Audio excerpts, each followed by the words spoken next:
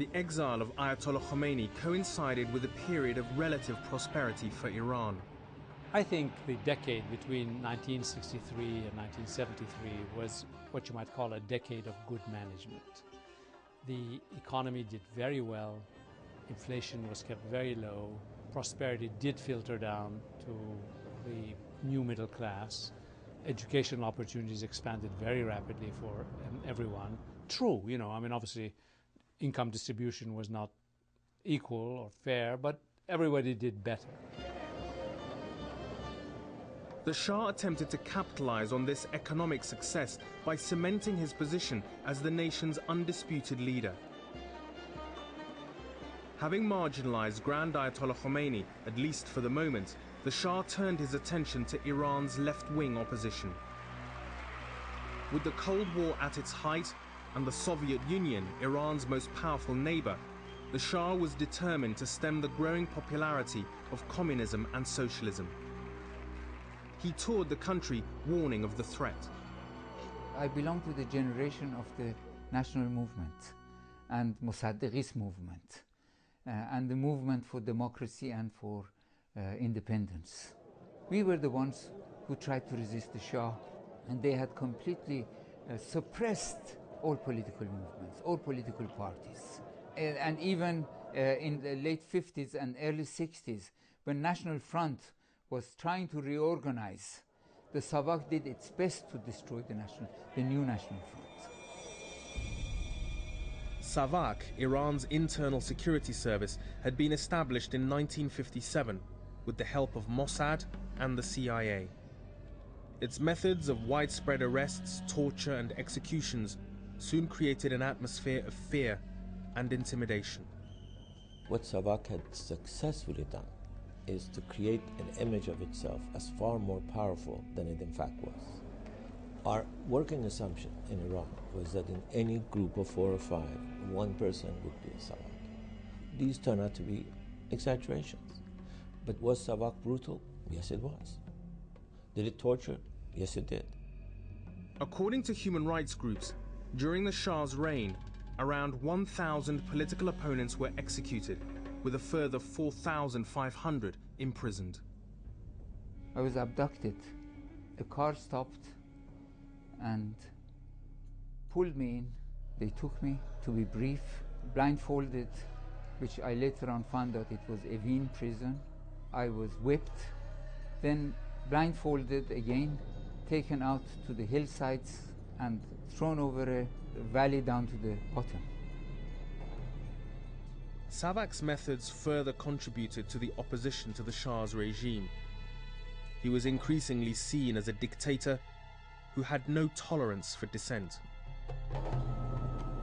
Yet the Shah believed that his ambitious economic development plans would help quell any hostility to his stifling of political freedom.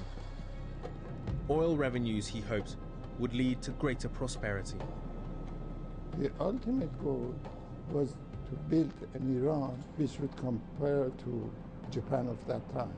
Always he was saying, between Japan and Europe, we must be the financial center, the major economy of the world. And no expense was to be spared in pursuit of this dream.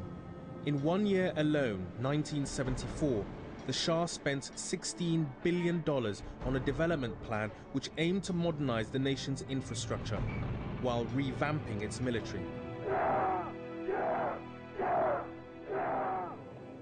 In order to finance his development goals, the Shah took an active role in OPEC and insisted on imposing a rise in oil prices. His position caused a rift with his former supporters in Washington.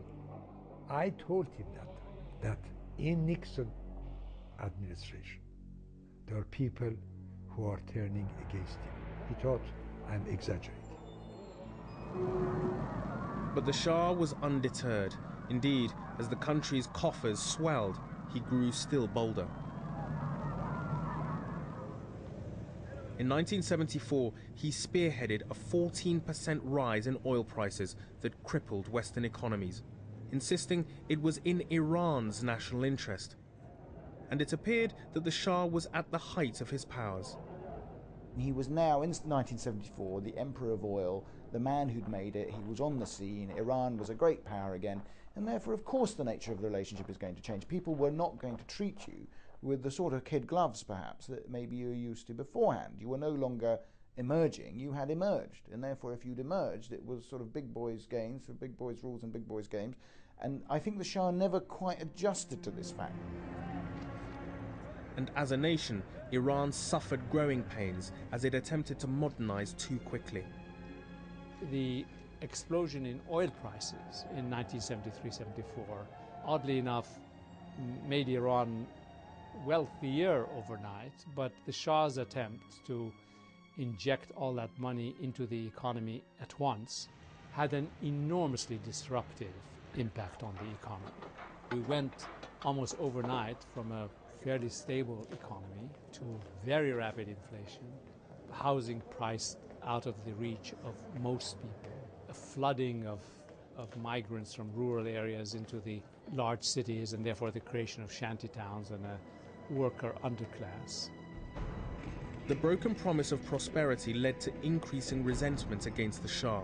People from all walks of life were angered by the new economic hardship and by the corruption seen as endemic in the Shah's inner circle.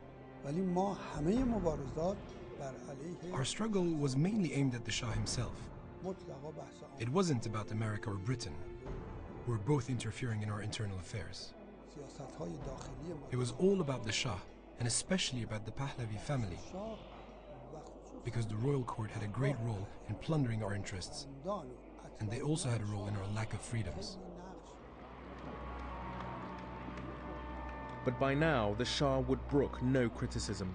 In 1975, Iran became a single-party state, with the Shah confirmed as its all-powerful leader. He became increasingly hubristic towards the politics of the country. He established a one-party state. In 1975, he changed the calendar. In 1976, I mean, he did all these things really without any rhyme or reason, rather really to support his own political ideas. And of course, this all offended many, many people. It was a confluence of bad decisions.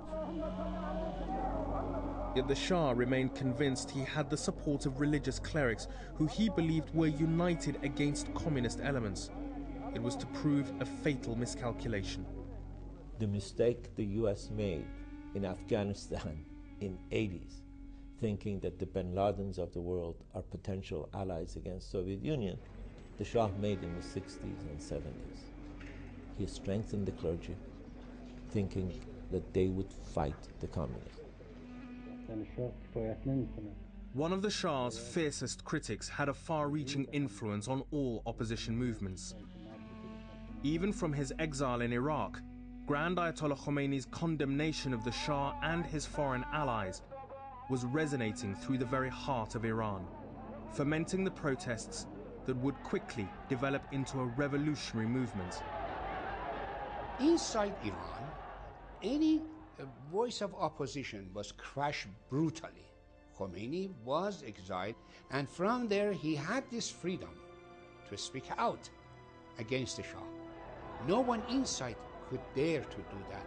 Therefore, gradually, he became the main speaker of the opposition inside Iran, and he was continuously attacking the Shah's brutality. And the people would soon begin to desert the Shah.